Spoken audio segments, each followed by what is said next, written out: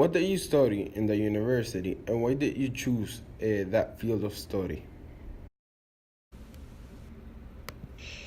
When I first came to college, I actually started out as business management and eventually changed to philosophy because that's a field that seeks to answer the basic questions of life. So, what is it to be human? What is it to live meaningfully? What is happiness? What is God? And even though philosophy doesn't offer one answer that may satisfy any person that has those questions, it helps you come up with your own, and it really helps you develop your critical thinking, and you learn how to not take things at face value. You learn when to question and what questions to ask. And to me, questions are a very, very, it's very important to ask the right questions. It can lead you really far. What are one of the most valuable lessons that you've learned in college? Valuable lessons I learned in college. Wow. So I came to the Midwest, and I had never experienced before what it was like to be a minority. And coming here, I not only learned what it feels like to be part of a minority, but I learned how to interact with people and get along with people who think really, really differently from me. I learned empathy and compassion and patience because of that. And it's actually one of the best things I've learned in college. So now that you've graduated, what do you want to do? Now that I graduated, I want to teach for 2 years because ultimately I want to put up a school. I have a lot of issues with the educational system. I feel like schools don't teach much. They teach you what to think, they don't teach you how to think. And I think that the education system and what they teach has grown kind of irrelevant. I feel that we're going through a humanitarian crisis, and I feel that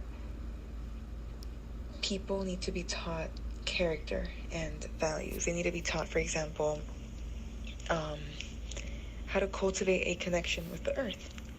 So how is it that someone can create a business at the expense of the environment, at the expense of people, and not care?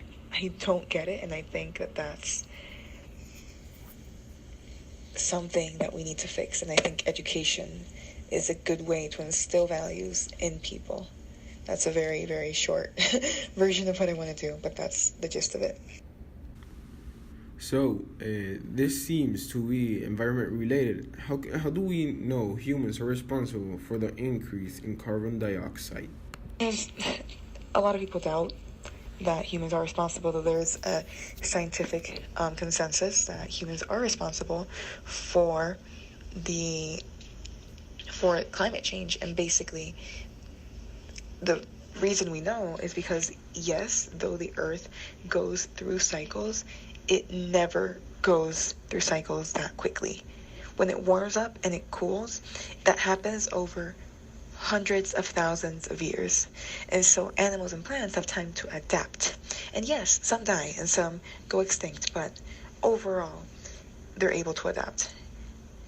This warming has happened in the last 200 years, basically since the Industrial Revolution, and that's not normal because it usually takes a long time, and cycles are not cycles, but those processes take a long time, and 200 years is nothing in the span of the earth.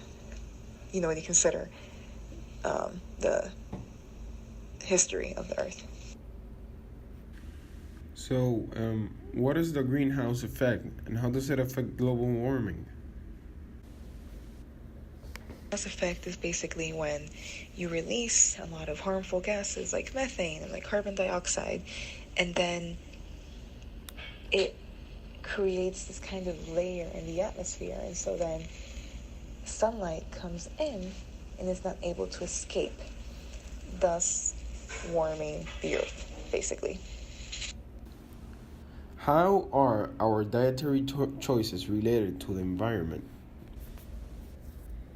Dietary choices are related to the environment because actually the agricultural industry, and by this I'm referring explicitly to the livestock industry, um, contributes more harmful gases than the whole transportation industry combined.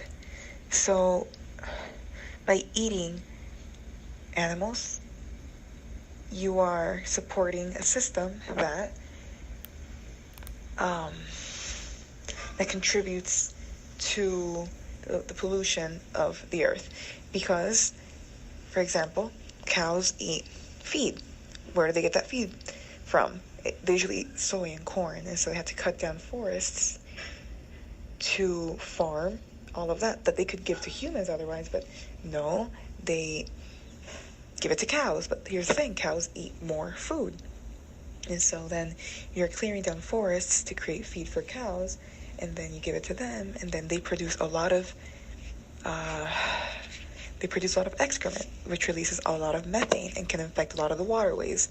And I'm not too familiar, honestly, with that cycle. I saw a documentary on it and have forgotten the details. But if you look at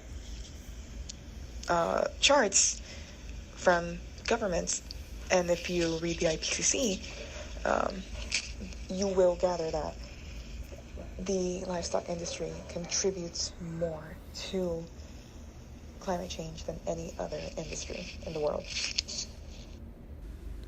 The National Geographic just released an issue of why plastics are so troublesome. Could you briefly tell me why they are so problematic?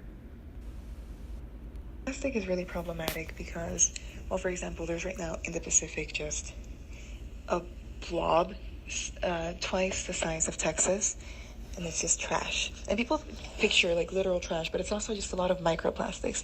The issue with plastics is that they last a really, really long time, and some of them can't get recycled. And actually, China used to recycle all of our stuff.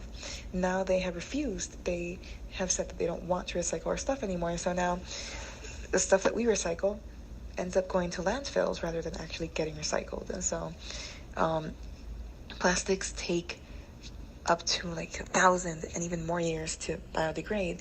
And when they biodegrade, they don't break, like they don't decompose, or they don't just become one with natural elements. Like, for example, when people die, they don't stay here for a long time, but they break down into microplastics that then infiltrate our waterways, and we end up drinking microplastics. And it's, animals will mistake microplastics for plankton, or sea turtles will think that plastic bags are jellyfish. They just take a really long time to break down, and it's, we all use a lot of plastic, so it's just an accumulation of all this trash. What are one of the small things we can do to reduce our waste? Reducing your waste is actually really simple. So, for example, going to a restaurant and saying, "Can I have water with no straws?" Because, for example, Americans consume, or they use 500 million plastic straws every day. So by just saying, "Can I have water with no straw?" you're not contributing to that. By always carrying a bag with you, a cloth bag, and whenever you go to a store or to the grocery store, you always have your bag with you, so you don't have to get a plastic bag. Another thing is just trying to eat less animal products is also a really helpful way. Always carrying a thermos with you, refusing to buy a water bottle. When you go to Starbucks, bringing your own coffee cup or your own mug really, really helps. So, if you could leave us, our audience, with 3 things that they could do to reduce their environmental impact, what could you suggest? That could leave people with 3 things to reduce their environmental impact. I would tell them to consume less animal products. Try to really cut that down. I would tell them to always carry a thermos with them, or, a reusable water bottle, so that they can avoid using plastic bottles. And what else? I would tell them to avoid plastic bags like the plague, to always carry a cloth bag, either at the supermarket, to ask for brown bags. In the Dominican Republic, I know it's not really a thing, At least people there use them as trash bags. But another thing would be to refuse straws, to just say, can I have a water with no straw? And just being very explicit about that, I think would be very helpful.